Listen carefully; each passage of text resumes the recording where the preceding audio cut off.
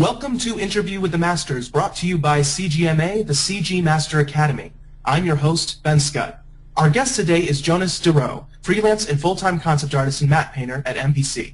Jonas has done work for many prolific clients, including Warner Brothers, Square Enix, 20th Century Fox, Wizards of the Coast, Legendary, as well as popular brands such as Samsung, Nike, and Jaguar. Before we begin, a reminder that registration for CGMA courses is currently open and will be closing January 31st. There are only a few seats left. If you haven't yet, visit 2d.cgmasteracademy.com and sign up for the class or classes that best fit your needs. Interview with the Masters is an ongoing series. Keep an eye on our website for more information. For everyone who is joining us today, if you have any questions for Jonas, you'll see in your GoToWebinar control panel a small box titled Questions. Kindly send your questions through the control panel. We will attempt to answer as many questions as possible. Jonas, thank you for joining us today. Hi, thanks. I'd love to give you an opportunity to tell us a little bit about yourself and what you do. Okay, so hello everyone. I'm Jonas. I'm a concept artist new Southwest and pairings illustrator, are just $8, and featuring all new I items work like tacos, in film, enchiladas, tostadas, games, and more. Pick and any two and advertisements, create your perfect combo and for $8. I draw pretty Chewy's new pictures. That's Southwest pretty much it. pairings for just $8. More life. So how long have you been working in the entertainment industry? I've been working in this industry since the summer of 2011, so yeah, just a couple of years.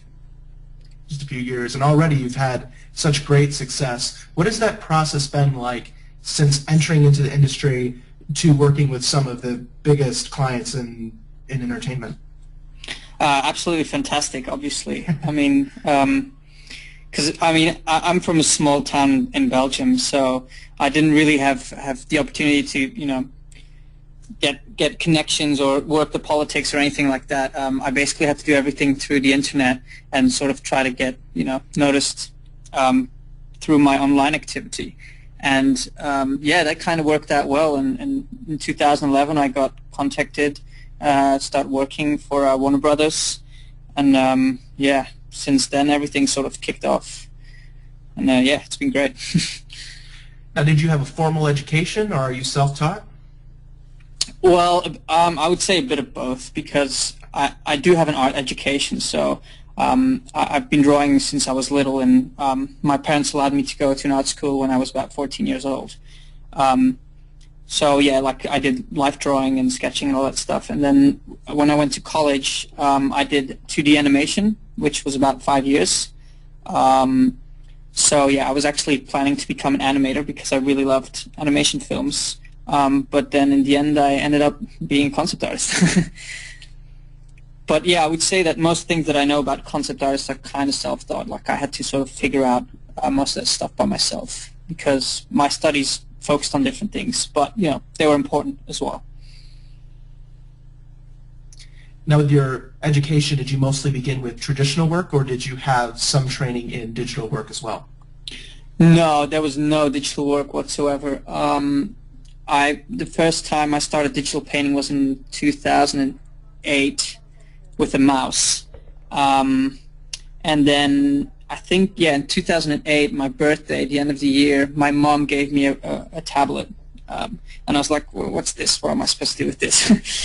And I tried to use it, and I thought it was really awkward and uncomfortable. And, I'm still using the same tablet now, and now I can't go without it. So, yeah, let's say that I started digital painting early 2009, like really getting into it. Yeah. Did you enjoy the transition from traditional work to digital work, and what was it like experiencing that?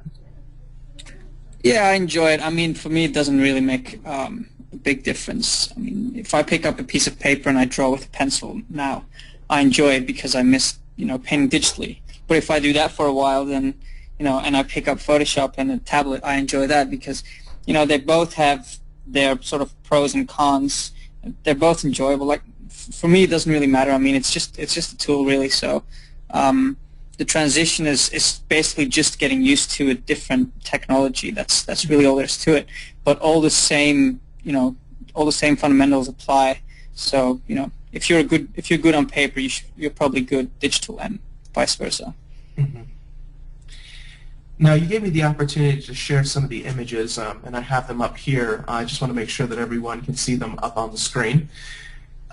Right now, we're looking at one of your images here, a beautiful sunset piece, a very ramshackle home. What was some of the thoughts going behind this piece, and is this a personal piece or a professional piece? What can you tell us about it?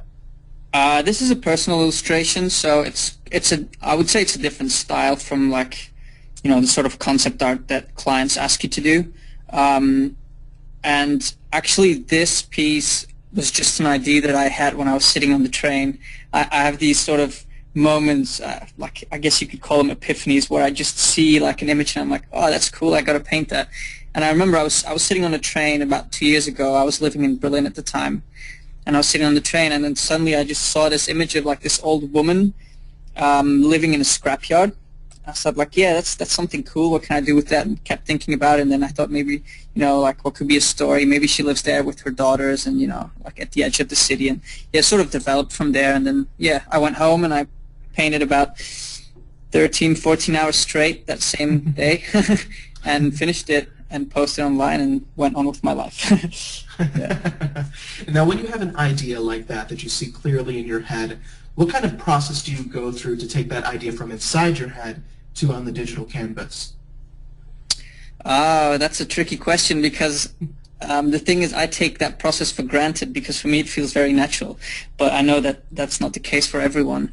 I mean, I can really, like, this image is almost exactly the way that I saw it in my head, even the composition and stuff. So yeah, basically it's just, you just think and you try to see the image in your head, and you just start, putting in the basic composition, and then obviously the details are stuff that you sort of add on the go.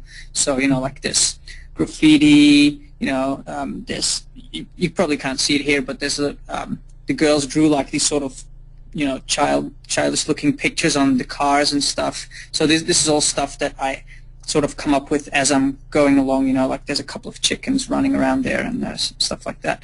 But yeah, it's a pretty straightforward process, to be honest. And yeah, I think it's mostly a matter of imagination, I guess. It almost sounds like you're describing it like drawing from observation, except seeing things through your mind's eye. Yeah, I mean, yeah, I guess so. I mean, that's what imagination is about, I guess. Drawing from observation is good too, and you definitely get a different outcome. So I think it's important to try all kinds of different stuff, to be honest. Yeah. But with my personal illustrations, I tend to take that approach. Like I have an idea, and it's more about a bit more storytelling than just drawing cool cities or cool this or cool that.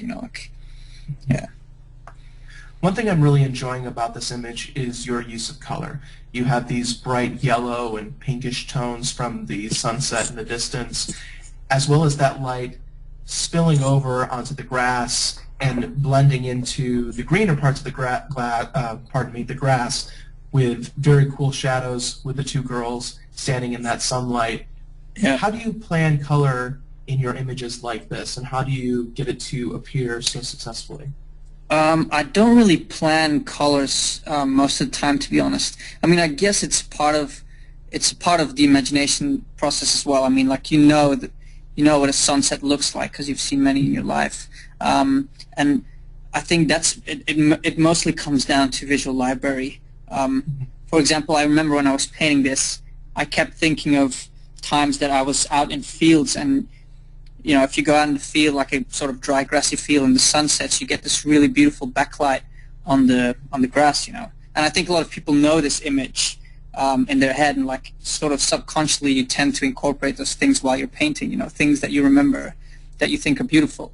The same with the lights coming from inside the house. I like the look of a dark house with the light coming from outside. Just feather it out, that's right. Sort of like, ooh, I want to peek inside. All right, that's okay. What's in there? And these are all sort of things that you build up through your life by observing and looking around and building that visual library. He's not gonna wreck the car. No fighting in the road. Now, do you build your visual We got the new library in other Subaru ways, because or nothing do you could mostly break our build old one. just from the Okay. experiences that you I guess have the same by goes for visiting my different husband. areas? You guys are doing a great job. Seriously. Love a car that lasts. I try to build it It's what from makes a books and Subaru things like that a as Subaru. well, but I Stop probably into your should do it local more Subaru often. dealer today. Like, for example, you know, a lot of other artists I know, they have lots of art books and stuff like that and looking at it a lot, and like, I don't really do that much. Like, I'll do it on a job when it's, you know, when I have to look up something specific, but for me, building visual library is mostly traveling, because I love to travel, and I try to travel as much as I can, and while I'm traveling, I'm just soaking in everything I see, like, just constantly. And I always have my camera with me as well, so I have like tens of thousands of pictures of things that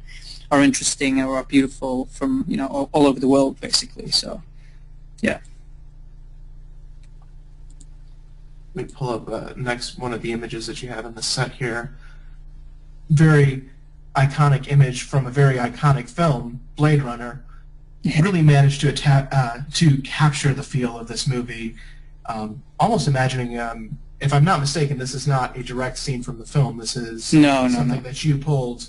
That's what I thought. Something that you pulled from your own imagination, kind of a reimagining of the environment in the area. Very iconic images that you have built here. How do you, when approaching something like this that is so iconic, that's so much in the lifeblood of what concept art is that film, how do you take something like that and make something new out of it, and make it your own? I think it's a bit similar to the previous question in that sense that it's something that you just sort of tend to do naturally as an artist, and you know, like you start taking it for granted. Like, I have a certain style, and you know, whether I like it or not, it's always going to be there, you know, and if you try something different, you're always going to sort of have that style to it. And again, like this image, this was done for a poll. I did a poll for my followers on Facebook, and I said, like, pick a cool science fiction movies from the 80s or the 90s or something like that, and vote. And then, you know, the voting came out with Blade Runner, and I thought, okay, Blade Runner, you know, I've seen that film several times. What's iconic about it? You know, big, massive, monolithic buildings. You've got the police cars. You've got the neon lights, and you got the main character played by Harrison Ford. And then, yeah, again, this sort of image popped up. Okay, typical image, man standing with his back towards the camera, looking down the street. And then, so I built that. And then, you know, something was missing in the composition, so then I just basically added these police cars who are passing him by, you know, on their way somewhere else to sort of fill up that space. And, yeah, it sort of grew organically that way. Mm-hmm. You mentioned the scale of Blade Runner, and that's something that you captured very well in that piece, the scale and the depth of the city. When you're approaching something like that, particularly in a large environment piece, what kind of tools do you use to communicate the scale to the viewer? Well, like, for example, here it's basically, the thing is that the perspective sort of helps you do that. So, like, I think if you want to show scale, you need to have a sort of point, like a clear point where you have a lot of depth, where you can look very far. So in this case, if this was just a regular street, if you imagine that the background isn't there, this would just be a regular street, and you'd see sky, right? And so if you see sky, you're like, okay, I can see the clouds, they're really high up. So that's a sense of scale. So if you put a building there with very small windows, then it's going to look like there's a massive building there. And that's basically how you do it, by you place something that looks very big next to something that we sort of know as humans to be sort of at human size. So in this case, the character, we know that he's, you know, I don't know, like 6 foot or something.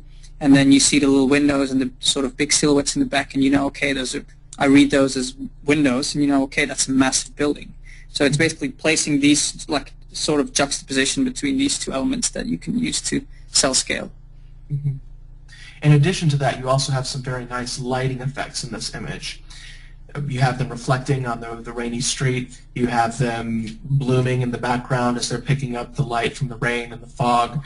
How do you approach the special effects style lighting that you have in this image? Well, lighting is one of the first things that I learned when I was doing digital painting, so I think it's probably my strongest point. Like, I never really learned like traditional perspective or composition in school, so like I'm still trying to learn those things now. But lighting is always something that I've always been really fascinated by, and always studied, like light rays coming through windows or through cracks or things like that. And so basically, yeah, like pretty early on, I sort of discovered the tools in Photoshop that you can use to make stuff glow or, like seem like they radiate light. And you're mostly using the blending modes, like the additive blending modes. And then sort of, yeah, it's very important to pick the right colors and the right value. And then sort of, yeah, you just have to do some brush work and sort of, yeah, lay different layers over each other with, different colors, using different blending modes until you get that sort of really, illuminating effect. Mm-hmm. In some cases here I see you have some blooming lights. You also have some bokeh effects that would come from the camera picking up certain areas of light. Do you use a lot of custom brushes? Do you paint a lot of those manually? And then, of course, you said you use them in conjunction with blend modes. How does that all fit together? I use every single tool that's available to me. So, 3D, 2D photography, I mean, like, I don't see any limits anywhere, and I don't think, people should limit them to, hand painting anything. Whatever gets the job done is good, For example, here, the bokeh effects, I think they are brushes and also real bokehs that I just made with my camera. So, like, sometimes if I'm in a city or something, I'll just take pictures of the city completely out of focus so that you just get only the bokehs really, and then you can paste them into Photoshop and set them to screen or something, and then you can cut them out and rearrange them so that they have a nice composition in your image. That's pretty much it. Or you can use filters or whatever, yeah. Now you bring up an interesting point about taking photos with the bokeh effects. That reference library, is that something that you consistently build whenever you're just out and about the town or visiting a different area? Yes. I'm a freak when it comes to collecting references. I mean, I have so many references. It's not that I do it all the time, but again, for example, when I'm traveling, I make thousands of pictures, and when I'm on a job, I collect lots and lots of references because that's a good time to do so. And I've got a lot of reference images that I got from working on jobs that exposed me to things that were very interesting that I didn't, that I might not think about normally. For example, on this one film last year, I was doing some like sci-fi furniture design, and I got exposed to like these really great furniture designers from the early 20s, 30s, like Art Nouveau and Art Deco and those kind of styles. And then, yeah, I mean, everything new is interesting. I think there's no limit to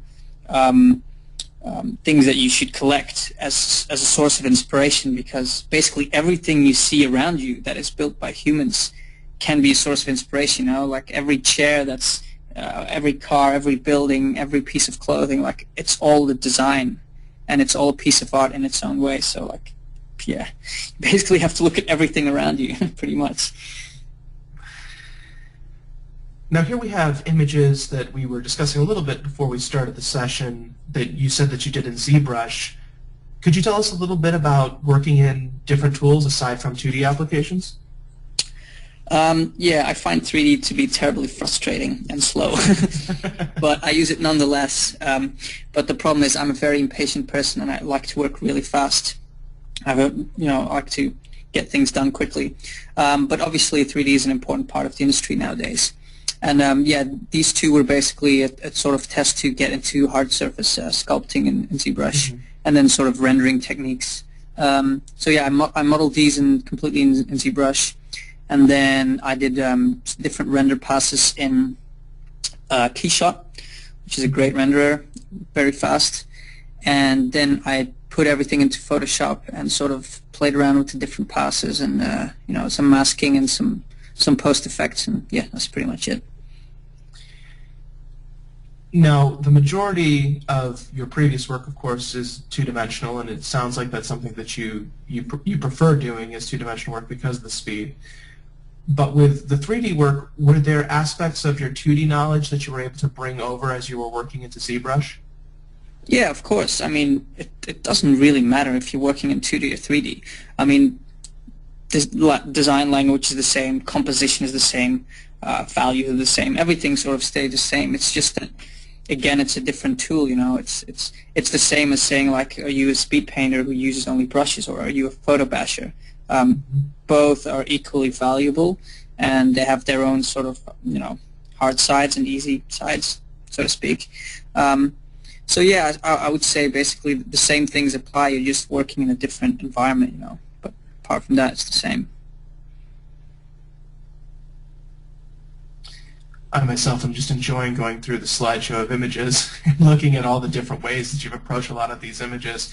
This one I think is particularly interesting in all the different details that you have here. When you're approaching something like this with an intense perspective, with so much detail, what are some methods that you use to not completely lose your mind in approaching something like this? Well, I wouldn't lose my mind if I would walk there. But I think in this case is, like the detail, okay, there's a lot of detail, but if it was little lights in science, or if it was just the texture of a rock, it wouldn't really matter, because the thing that your eyes really read are like the big shapes and the main composition and values. And in this case, the main composition is pretty simple. You've got the sky, and then you've got this sort of, you've got a shape on the left and on the right, sort of framing it, and then you've got a sort of big shape in the middle. And yeah, all the little lights are just how should I say it? They're more like texture, and I don't know exactly how to explain it, because again, it's something that sort of grows naturally, like you sort of feel where you should add more stuff and where you should take stuff away. But then again, the point of this one was to add too much stuff, because this is inspired by Tokyo, and it can be overwhelming, so it should be a little bit overwhelming, at least. Now, when you're working with an image like this, do you paint everything directly into the perspective? Do you sometimes paint them straight on and transform them into the area? What kind of method do you take when you have something as complex as this? I think here like 90% is transformed, and actually this image is a work in progress. So I've not completed this image, and there's a lot of issues with perspective, because a lot of things are not on the right plane, so they need to be fixed. You can see that a lot of stuff looks a bit wonky. But yeah, it's basically having a very, very tight perspective grid, and then transforming everything to fit into it, because it's almost impossible to paint it like that. That would be a lot of work, and it would never be super precise. So yeah, I guess, yeah. Now, in this image, do you work through a large amount of layers, or do you tend to flatten and then continue building up the details? I'm a flattener in general, because, again, impatient, and the clutter of layers is sometimes I find it to be a bit annoying. So when I do personal work, I tend to flatten a lot and just sort of save older versions, so that I can always go back, or I save selections, or like I don't sort of put myself in a tough position by flattening something and then not being able to change it again. But I do flatten, and it makes it much faster to work, and when you're not working for clients, you don't really have to worry about it that much, because there's no one's going to come up and tell you, oh, can you just put that building over there now? Like, I mean, it's your own work, so you're free to do that. So yeah, I mostly flatten.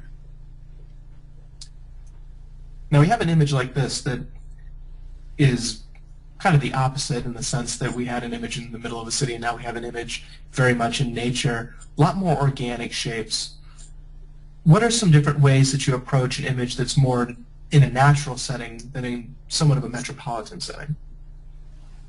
Well, the fun thing about natural settings is that it's a lot more loose, So the previous image took, I don't know how long, a long time, and this image took about 45 minutes or an hour or something.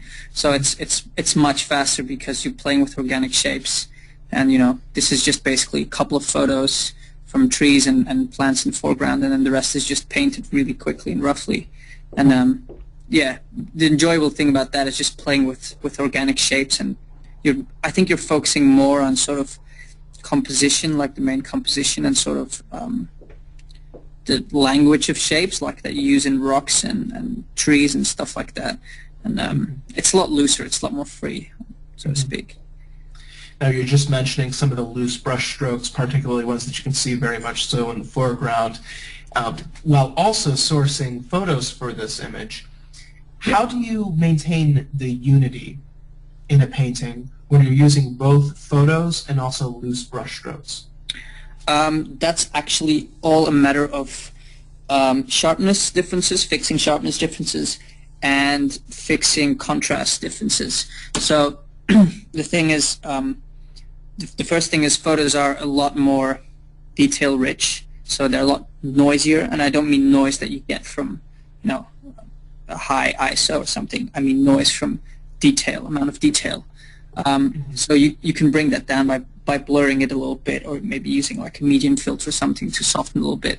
But I think the most important thing is to match the contrast, because it's a value thing basically. So I always take my texture in 2 levels, and I look at the image in black and white, and I change the sliders, mostly the bottom sliders, which you can decrease or increase contrast with, until it sort of matches with my eye, like it feels comfortable inside the whole painting. Because often or not, like the lighting on a picture is too strong, and you want to sort of dial it back a little bit to blend it better into your picture. I don't know if that makes any sense. It absolutely makes sense. Then another great question is, when you're sourcing photos, of course, light can be coming from nearly any direction, and it can be a very difficult thing to work with. Do you try to work with photos that have a very similar lighting to what you are thinking of in the image? Are there some photos that you use but then adjust the lighting to fit the way that you're approaching? What do you mostly do with that? I do all of those. I mean, if you find an image that has the same lighting, great. I mean, that's going to make your life a lot easier. But if you don't, it doesn't mean that it's impossible. I guess you sort of have to weigh it down. If you find an image that's really, really great, but the lighting's completely different, then, sort of you have to weigh down your options. Is it worth trying to fix it, or should I look for something else? I think the best thing to do, if you want to, if you can't find anything that has the same lighting, is to find something that doesn't have any lighting. And what I mean is, for example, I work for a texture website, so I produce textures as well, and these textures are always non-lit, which means they were taken on an overcast day. There's no drop shadows or anything like that, which means that you have the freedom to add any kind of shading that you like, and you can choose your lighting direction. So that actually gives you the most freedom in terms of lighting. If something's already lit, definitely if it's a bright sunny day, it's going to be very hard to switch around the light source. Mm-hmm. Now here we have an image of a character a little bit different than a lot of what we've been looking at that have been very broad in scope. This one is very much focused on a single character. Do you find yourself using any kind of a different workflow when you're focusing on a single element, such as a character like this? No, not really. I mean, it's kind of the same. It's just that this goes a lot faster because you don't have so much environment detail. You can do characters a lot faster. Definitely armor, because painting metal is actually one of the easiest things there is. So, no, I would say it's the same approach, really. Yeah. You have a lot of great details in this image, particularly the engraving on the armor, very much so on the breastplate. What kind of approach did you take to that? Well, I use my texturing technique. For example, if you look at his breastplate, there's sort of like an ornament on this, on the top part. That's a picture. That's from a picture that I took in New York from one of the classic skyscrapers, like a deco skyscraper.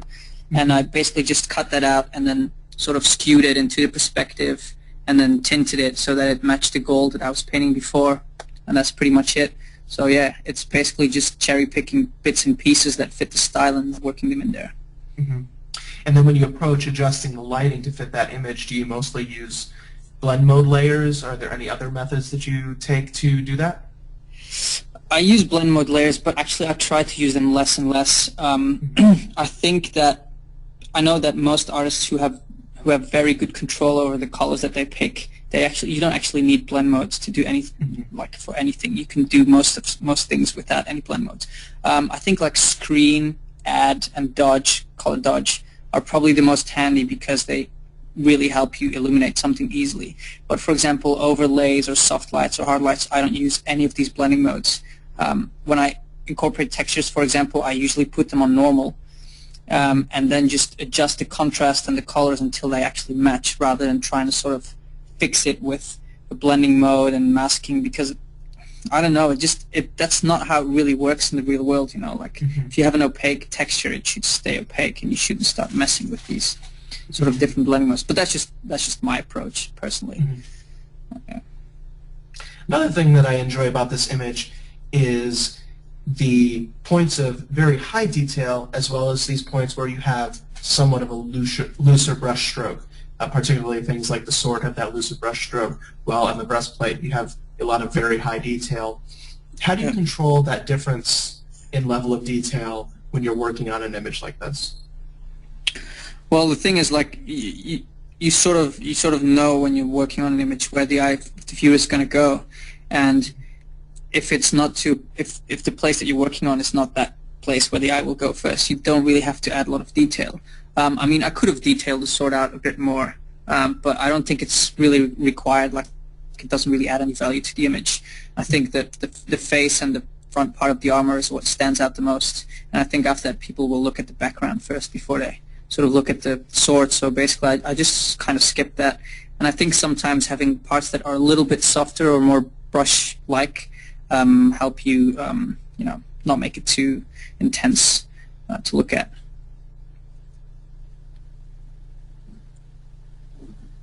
Quite a few more images here, and going through and sharing them so that everyone can see a little bit different ways that you've approached images.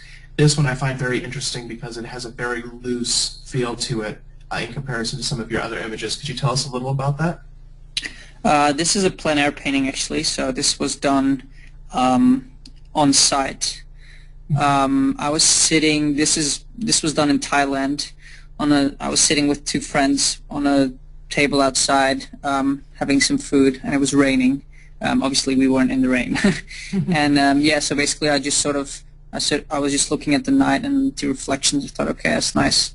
And so basically I just painted what I saw on the spot. And yeah, that's it. Now this image was done digitally. Did you do this on your laptop? Did you do this on your iPad? Or what tool did you use? No, I just used my regular tool, so I just used my laptop and a Wacom tablet. Now when you're doing a plein air painting like this and you're trying to match the environment and match the colors, are there any processes that you do to make sure that it's accurate to what you're seeing? Yes, the most, and this might sound silly, but the most important thing to do is to squint a lot. Like, you have to squint all the time because it just helps you see contrast and color and value and those kind of things just a lot better. The problem is when you have your eyes wide open, you take in too much information, and you're not always able to process that properly with your brain. And when you squint, you sort of start seeing what someone sees in, let's say, a thumbnail, or when you instantly see the image for the first time, like the first impression. That's what you sort of see when you squint. And I think that's why it's a very important thing when you have to have very accurate colors in order to portray this realism, because like the hardest thing about this painting is not making the rendering realistic, because actually if you zoom in on the image you'll see that it's quite, the brushes are quite rough, they're not really clean or anything like that, but because the colors and the values are so accurate, it kind of looks like a photo from far. So yeah, it's a different approach. And then we also have, of course, an image like this, where almost everything is of a very equal, detailed approach. Very few visible brushstrokes. Yeah, probably no. Yeah, probably not. Sorry. Just the question was, when you're approaching something that's as clean as this, is there anything that you do to make sure that the image continues to appear clean and has that even level of detailing across it? Yes, and that is not using any brushes. I actually did not, there's almost no brush strokes in this image. Wow. This is all 3D and photo texturing 3D, and then I guess the only brush work that's being done is like the light beams, the flare, the sort of glow. That's the only stuff that's been done with brushes. So how did you approach this image? Did you build everything and texture it in 3D, or did you build it in 3D, overlay the photos? What was your approach to this? I built everything in 3D, So I built most of the buildings I built in SketchUp, and then some of the more organic ones, or like a bit more complicated ones, I built in Cinema 4D. For example, there's a building on the right-hand side, which is sort of the fragmented-looking building. Yeah, that one. That one I built in SketchUp because that was quite easy. But then the main one in the back, which has these curved sort of things. Yeah, that one. That one I built in Cinema 4D because it was much easier to sort of build these curves in and stuff. And then I basically did a render with a sort of glossy black material because I wanted everything to be like a sort of black steel. And then in Photoshop I started adding, I didn't texture it, I just added all the textures in Photoshop. So went to my image library of buildings, high-rise buildings at night, started sticking all the stuff in one by one. It's very interesting to hear all the different processes that you take for your images. Is this something that you have approached organically, or do you plan from the beginning, I have this type of an image in my head, this will be the best way to approach it? Yeah, I think it's the latter. I mean, and it's also I do it as a form of practice because I think it's very important to be versatile. And when a client asks you something, you're like, oh, but I can't do that because I don't know 3D. You basically want to learn as many different approaches to. It's a problem-solving thing, like you want to learn as many different ways to solve a problem as possible.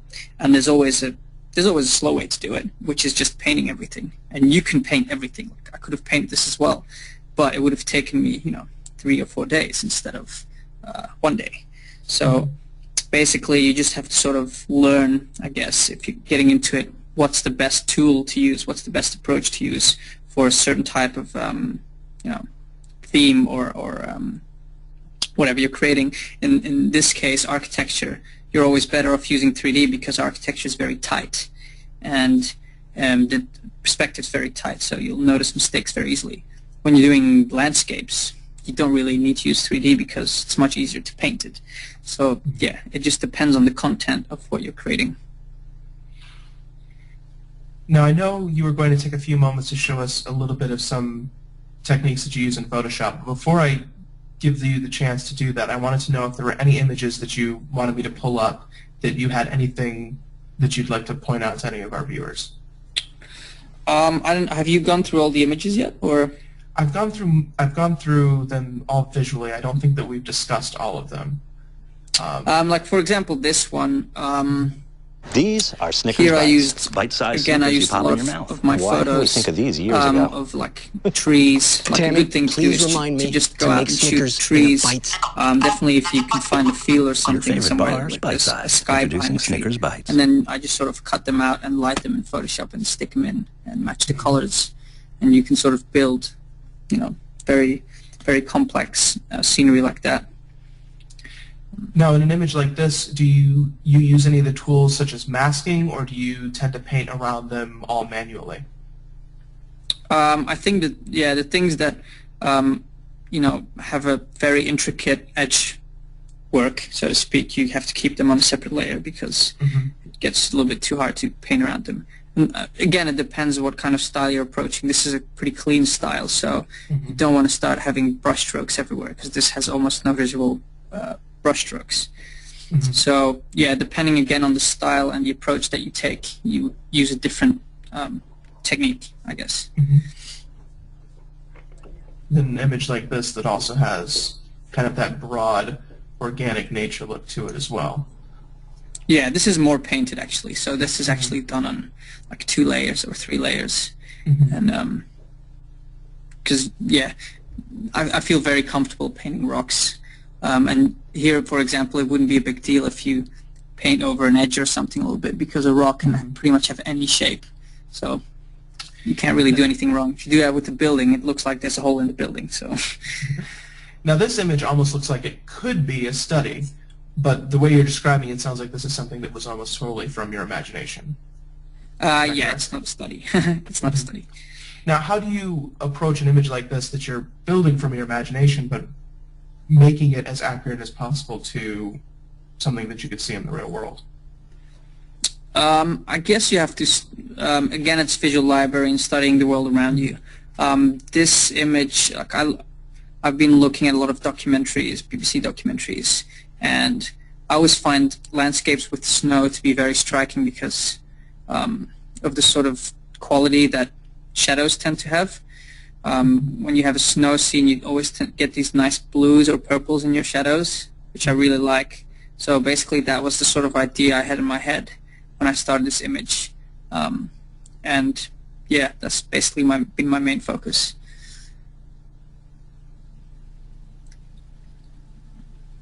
Here's an image that I think we showed visually, but we didn't discuss at all. What I find interesting about this is the spaceship that are moving from the left of the screen and then moving deeper into the screen, and how they clearly seem to be the same type of ship, but as they move more distant away from the camera, they're being introduced to atmospheric perspective or seeing a loss of the detail. Is that something where you use the same painting and then you start to adjust it to fit within the distance? Yeah, I guess here, I mean, this is just a practice paint, but basically the idea here is to show how you use repeating shapes to show scale and depth. And so basically, yeah, it's the same spaceship, and it helps you sell the composition as well by putting them in different places. But actually, this ship is a 3D ship, so they're not actually the exact same layer. Like they're slightly different. So you took different renders of the ship from these different distances and then pulled them into the different levels of depth. Yeah, basically I think I made like 3 renders, and every time I sort of turned it on its z-axis, like 10 degrees or something.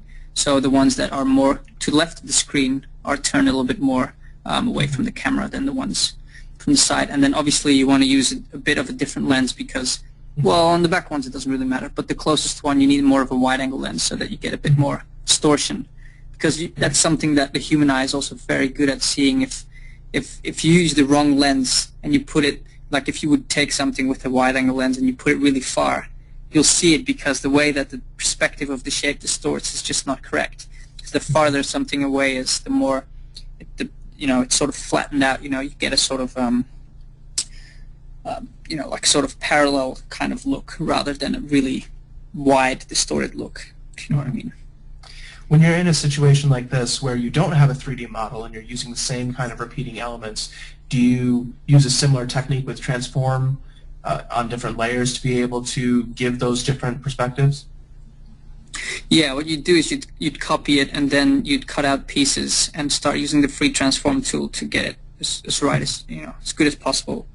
Then you sort of have to look at it. Yeah. Instead of doing it as a whole, you take it piece by piece and make sure that each part of it is working correctly. Pretty much, yeah. Yeah. Very cool. Very cool.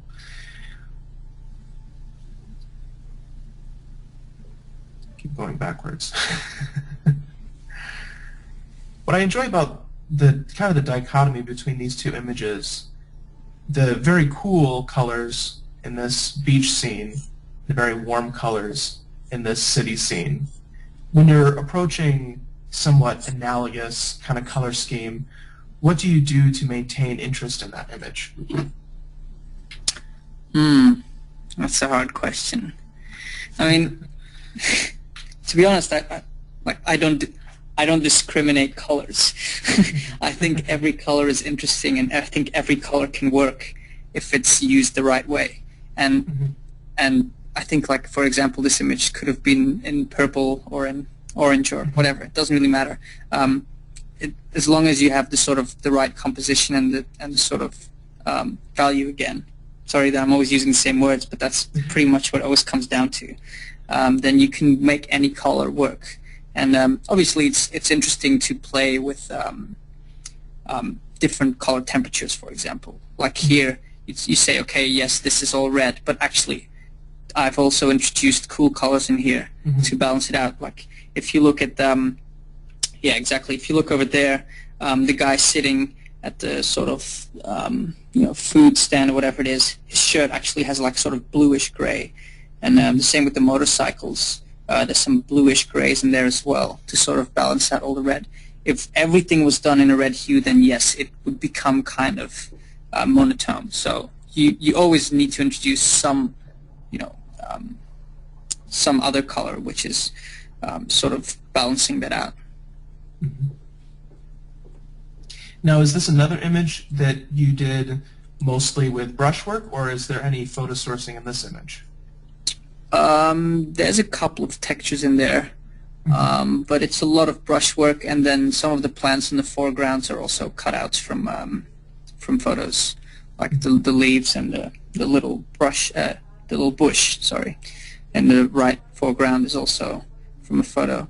But the mountains and stuff, the rocks in the back are painted with just brushes. Mm-hmm. And what I'm enjoying about this image is it's almost a classical representation of the idea of atmospheric perspective. Now, when you're building an image like this and you're building with atmosphere, what are some of the thoughts that go through your head to making sure that you're getting that accurate atmosphere for the image? Well, there's two rules if you're working with atmospheric perspective, and that's lighter value as you go deeper into space, and the other is that blue is the strongest color. So what I mean by that is that if you look at the foreground rocks, there's actually no blue. It's just grays and greens. But then the more you go backwards, the more blue is introduced in the shadows. So yeah, it's got to do with how the atmosphere on Earth works. And blue is just the color that you will tend to see the longest, and that's also why the sky's blue, really. And mountains in the background are blue. So yeah, you always sort of got to keep in mind that you want to go cooler as you go more back, unless you're intentionally not doing that. I mean, if you're doing scene on a different planet or something, obviously you can use any color, but that tends to sort of we interpret that as being earthly or believable more easily, I guess.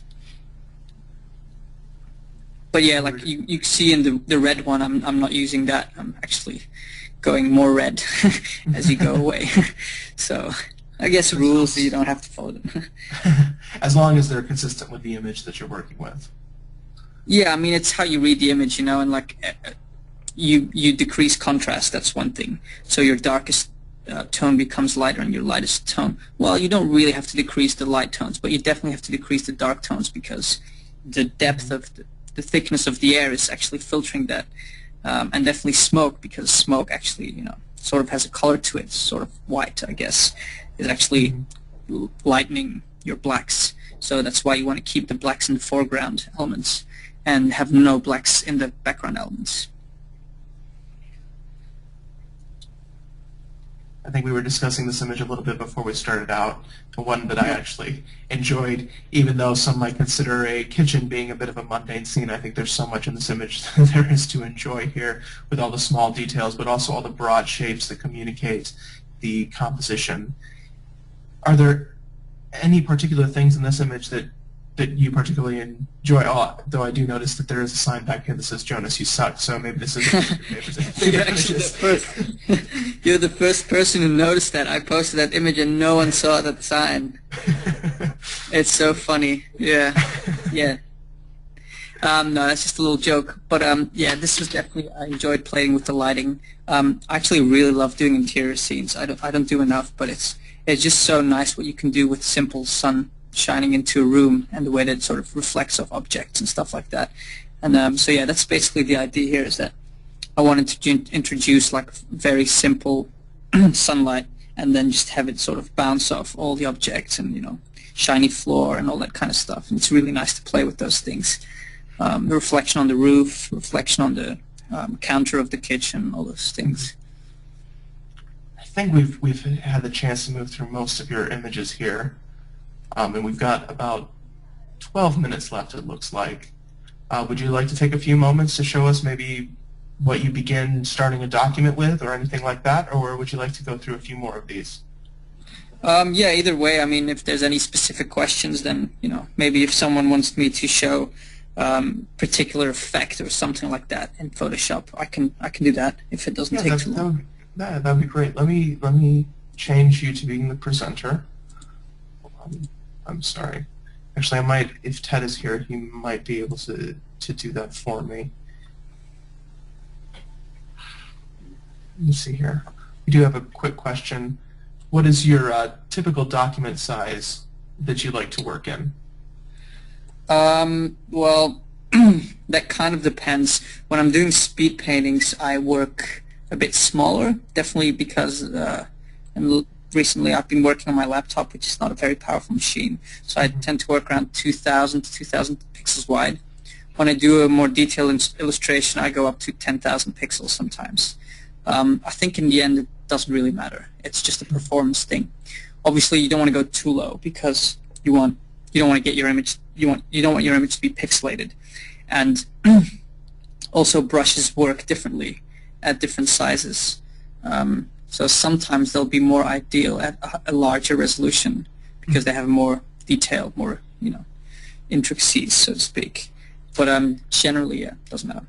In case anyone is wondering what they're seeing on their screen right now, this was a quick image that Jonas was doing while we were testing microphones. This is my first chance to actually see what he was doing because I could only hear him talking. So I'd say this is probably only about maybe only half an hour, 20 minutes of painting. Yeah, something like that. I was just doodling. I didn't really know where to go with this, but I like samurai, so ended up being a couple of samurais. What I'm actually enjoying about this little piece that you did very quickly was that you still have built a very strong perspective in this image. Is that something that you feel is just almost ingrained in the way that you approach even just a sketch? Well, sometimes. I don't know. I mean, I have a lot of flat stuff as well. Like, sometimes I look at my own work and I'm like, wow, those camera angles are so boring. Like, why don't you try something cooler? Because I really like, for example, I really like a slanted horizon line like here. People always tend to put horizon lines straight. It's like a sort of rule in photography that you're not supposed to, twist your camera, and you should always, but actually it's very interesting because you get to play with composition differently. For example, this wall here on the upper right side helps to sort of sell the composition and frame it. If I shot this in a straight way, it might not have been there, for example. So, yeah. Right. Now we have one of our attendees asking a little bit about some of the lighting effects that you do, particularly things like the glowing effects that you have where the specular highlights are beginning to bloom on the image. How do you approach something like this? I will just show it instead of explaining it. So, well, first of all, like for example, here I'm working pure in values, and if I look at the values, then I've already got pure white in the background.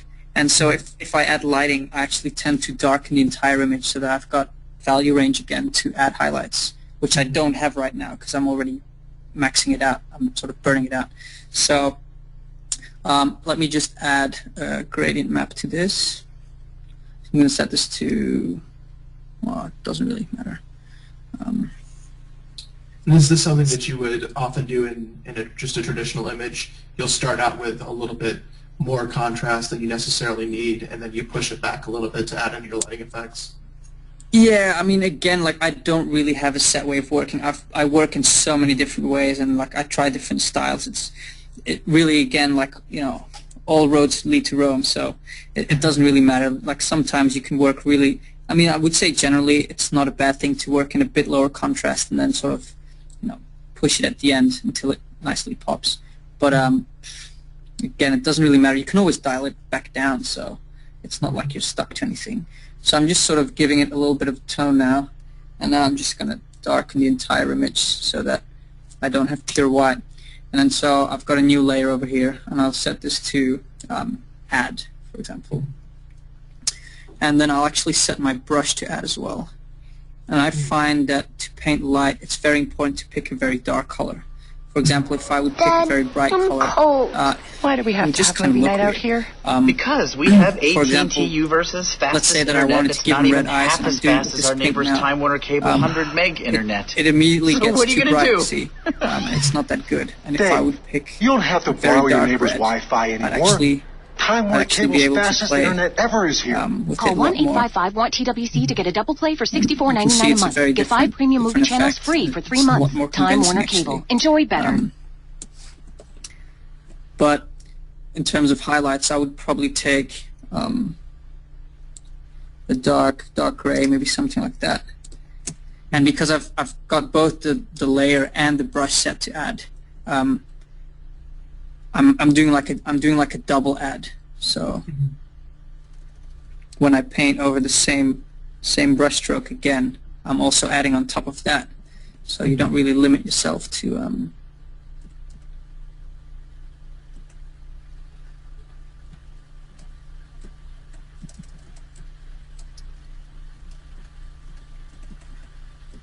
And you're discussing this when you're picking your colors. I'm hearing two important things. One, the image as a whole needs to have room for you to bring in those highlights. Yeah. And second, when you're actually painting them in, you need to use a color that has room for you to build up the highlight, so it's not immediately too bright. Exactly. So you're always working from the dark, pretty much, because that gives you sort of dynamic range to play with. If you don't give yourself that, then you tend to burn out stuff too quickly. That's why a lot of people find like the dodge tool to be too aggressive, because it instantly burns everything out and crushes the saturation and crushes everything. And if you work with dark colors, you just need a little bit more brush strokes, but you have much more control over what you're doing. Now, you were mentioning also trying to work less and less with blend modes. Do you tend to also try to do similar lighting effects like this without using the blend modes, or is this still something that you use to really bring some dynamic lighting to your scene? Yeah, I would say like highlights like this is the only exception where I rely on blend modes, just because of the way that the calculations work, and it just looks better. It's very hard to do it without. But that's pretty much the only situation I still use blend modes in. I think the thing that's nice about using a blend mode like linear dodge or color dodge is that it leaves a lot of color in the highlight, and it prevents the highlight from getting too desaturated as you're building it up. Yeah, definitely. Because the sort of saturation curves that it uses is very specific, and yeah, it looks really nice. That's true. Now, so as you can see, like I've basically used small brushes for small highlights on the armor, and then big soft ones for sort of light beams and that kind of stuff. So you can see the difference. So that's basically how I would light any drawing. Mm-hmm. Now, do you often start in black and white like this and then move to color, or does it just depend on the image? I actually almost never work in black and white. Because the reason is I find it very hard to go from a completely black and white image to an interesting color palette, because there's no color information, and it tends to look sort of, monotone. Like, I mean, like sometimes that can be the look that you're going for, obviously. And it's fine. Like sometimes if you can have a simple piece with maybe only a few colors, and it's not really disturbing. But if you look at my work, I use quite a lot of color, and sometimes it's very rich and saturated. Maybe a little bit too much for some people's taste. But I kind of like that. So I tend to work in color straight up, like right off the bat, and then I use a layer to check it in black and white. And I've written an action for that, which is F4. So if I press F4, it'll turn black and white. And you can see, and that's basically just a small action that creates a layer and sets it to saturation, which automatically gives you a sort of value check. Well, we're getting close to running out of time, and before we get going, I did want to remind everyone that registration for CGMA courses is currently open and will be closing January 31st.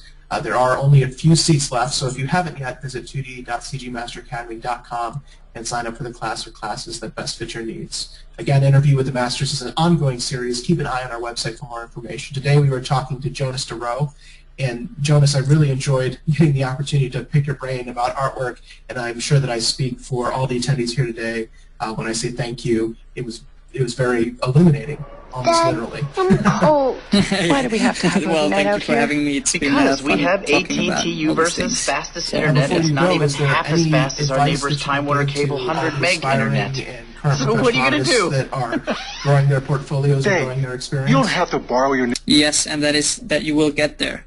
A lot of people sort of give up, sort of get demotivated when they see other artists and are like, oh, I'll never reach that level. But I can tell you that every single human is capable of doing this. It's just a matter of practice and dedication and not giving up and practicing as much as you can and looking at the world as much as you can. And yeah, discipline, persistence, strong will, very important things to remember.